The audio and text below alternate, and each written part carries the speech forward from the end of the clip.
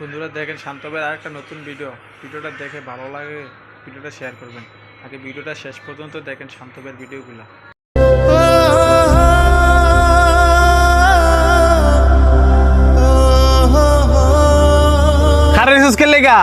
I কুলাগুলি করি ঈদের দিন ধনী গরিব কোনো ভেদাভেদ আছে রে?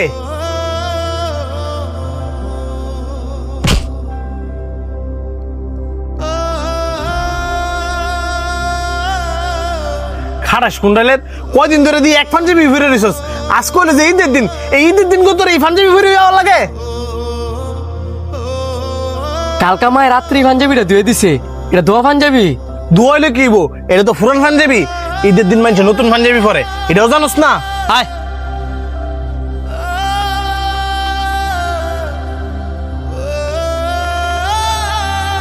বন্ধু, আজকে ঈদের দিনে তুই একটা জিনিস ভালো করস নাই।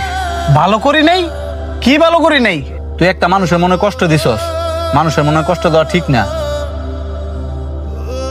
তুই শান্তরে কইছস না ঈদের দিন নতুন জামা পরে নামাজ পড়তে হইব, এটা কোনো জায়গাত লেখা নাই।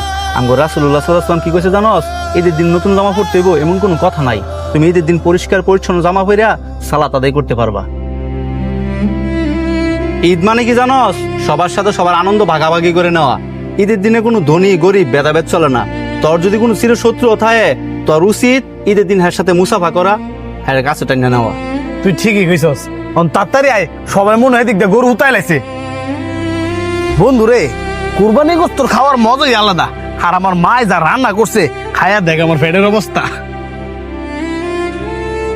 আমার মা রাতে রান্না কম না, আবার হয়েছে মহিষের গুস্ত। আর হের কথা কি কইবি, হেরা তো কুরবানি দিছে গাই গরু।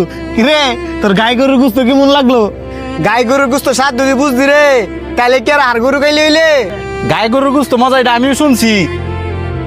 কিরে শান্ত, তুই দূরে খার রসিস লিখা কাছে আয়, তুই কিতা বাদ খাইছ শুনি। আমি খাইছি না অন। খাইছস না কি লেগিয়া? তোর আত্মীয় স্বজন কে কি তোর বাসার গরুর গুস্ত পাঠায় নাই? না, এমন অব্দি কেউ গরু গোস্ত ফাড়ায় নাই। হ্যালো, আসসালামু আলাইকুম মা। বাবা তাড়াতাড়ি বাড়িতে আয়, গোস্ত রানছি। তোর বন্ধু জানি আছে না, হ্যাঁ গো কোরবানির গোস্ত দিয়ে গেছে। ঠিক আছে মা, আমি আইতাছি। কিসে বারবার আমারে পিতা খাইতে সুস্কের লিগা? আমার অপমানও করস, আবার আমার বাসাত গরুর গোস্ত ফাড়াইছস।